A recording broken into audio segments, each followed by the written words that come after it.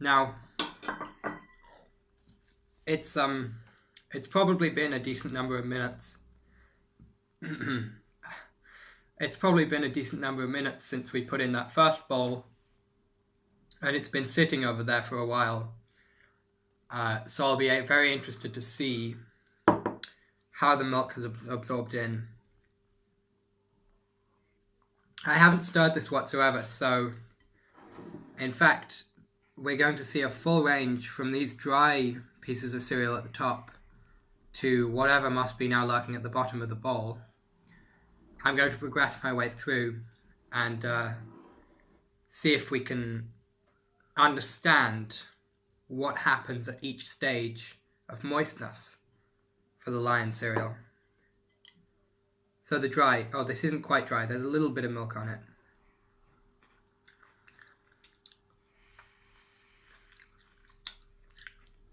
Chewy, slightly, possibly from being left in the open air for too long.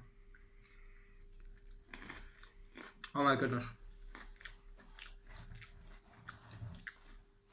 I took a sample of about a centimetre's depth from just above the top of the milk, just above the top of the milk, to just below the top of the milk. And in that sample, there were pieces which were completely dry and pieces which were soaked through. I'm going to have to investigate further because I can't judge them if they're mixed up in my spoon.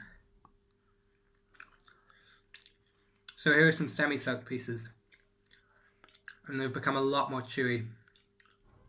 There's no disintegration as you would have with Weetabix or shredded wheat or Shreddies even, but rather it's just become a chewy version of its past self, which really detracts from the experience because texture is so important in the lion brand.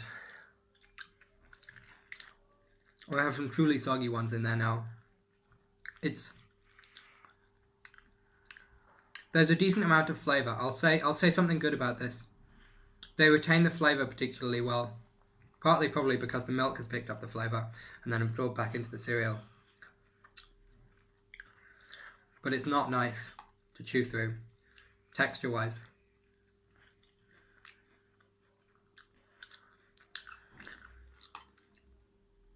Although, it has some advantages over other cereals. There are many cereals where, when put in the milk for this long, they would disintegrate, meaning that you have to search around the bowl to find the last pieces, but here, they seem to have all stayed together pretty well, so at least it'll be over quickly. I've got some strong crunchy ones from the top. The chocolate pieces lose quite a lot of their coloration upon extended contact with the milk. And as for the milk itself, that's noticeably stronger than the milk from any of the previous bowls, which is to be expected. But it's more the sugary taste that comes through than the chocolate one. So, I mean, some people will like that, but I'm not particularly turned on by the idea of just having sugary milk. I would like it if the chocolate taste was stronger across the whole thing, but they seem to have really gone for a majority of caramel pieces here. I suppose they don't want to be sold as just another Cocoa Pops.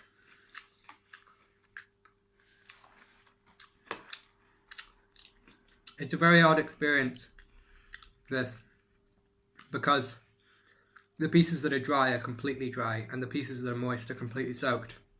So you have a sort of chewy glob of cereal substance with some nuggets of complete crunchiness.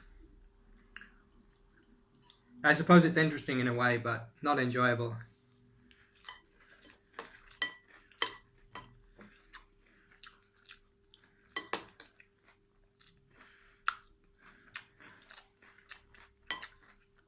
And the strength of the milk isn't helping me out here. Because,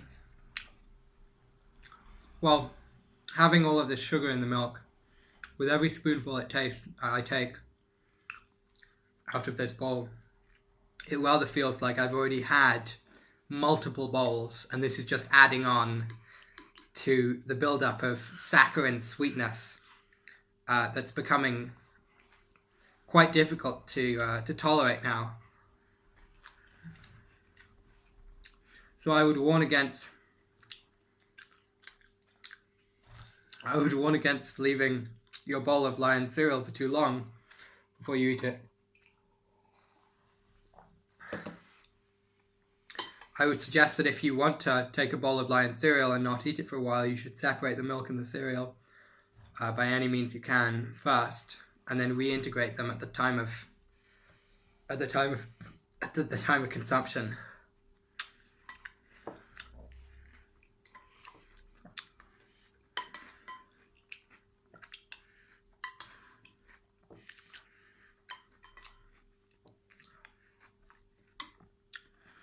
One of the advantages of having a cereal like this, where it is very good when dry and deteriorates as you add the milk, and this is possibly one of the reasons why Nestle decided to make it this way, is because it's very easy to snack on. You don't need milk to make this cereal work. You can just eat it. With Weetabix, you can't eat dry Weetabix. You can't snack on dry Weetabix and have a pleasant experience, but the Weetabix is enriched by the milk. With this cereal, you can most certainly snack on it, which is probably a real selling point for a sweet, almost candy-like cereal like this.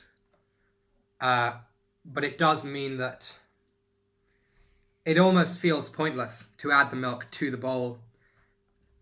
It's as if you could have a similar experience just by eating dry cereal and drinking a bowl of milk, a glass of milk.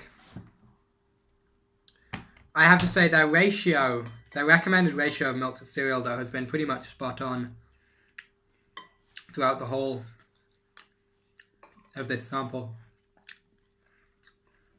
Here we go. You can see a ring of chocolate, stronger than on any of the other bowls. Oh my goodness, sorry. Because it's been left for so long, it's formed a line around the outside, which means the precious chocolate dust is being lost, but I have to say I'm not too concerned about that now.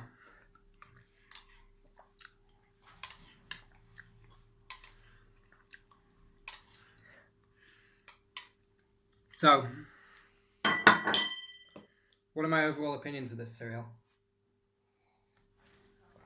Well, the box is very striking. I like that. That would make me pick it up on the shelf. It's probably just as well that that it's quite a small one for a cereal box, because this is really more of a treat cereal. I wouldn't want to have this many weeks in a row. It's tasty, I suppose. It's I do actually really like the balance between caramel and chocolate here. I know I've dissed it a little bit for having a lot more caramel than chocolate, but on the whole, it actually tastes pretty good. It tastes sort of like a Lion bar, which is nice because it's Lion cereal, not Lion bar cereal, Lion cereal. It gets too sweet if you leave it in the bowl too long. The milk can become overwhelming. And it doesn't benefit from being left for a long time in the bowl. So if you are going to eat this, you should be very careful about how you do it. Leave the mixing stage until at most a minute before the time when you're going to consume. Looking at the nutritional values, we see that each 30 grams has... Well, this isn't so bad. I'm surprised by the saturated fat. There's 5% of your recommended intake 10% of your recommended intake of sugars, which is something to really watch out for, especially if you're the kind of person who likes eating Lion bars a lot. Because, of course, Lion bars have sugar in. I'm very grateful for their recommendation of a glass of water, because I don't think one can get through a bowl of Lion cereal without a glass of water. It is quite... well, it's good tasting, but it's strong tasting. And it's got a good texture, but it's a texture that takes some work to appreciate. I wouldn't have any more than about 30 grams, and I wouldn't leave it for any more than about 5 minutes. On the whole, I think this is a decent cereal. I think it's a good cereal to buy. If you're living in a student house, for instance, it's a good cereal to buy as a one-off, because everyone can have some. There's 13 portions. You can have it for a couple of days, and you can also snack on it during a movie or anything like that. It's a crunchy, delicious snack. And it's a good cereal for Lion Bar fans because it's quite similar to the taste of the bar itself, despite not being Lion Bar cereal, but Lion cereal. I would strongly recommend this as a one-off purchase, so long as you're not going to be the only person eating this box. There you go.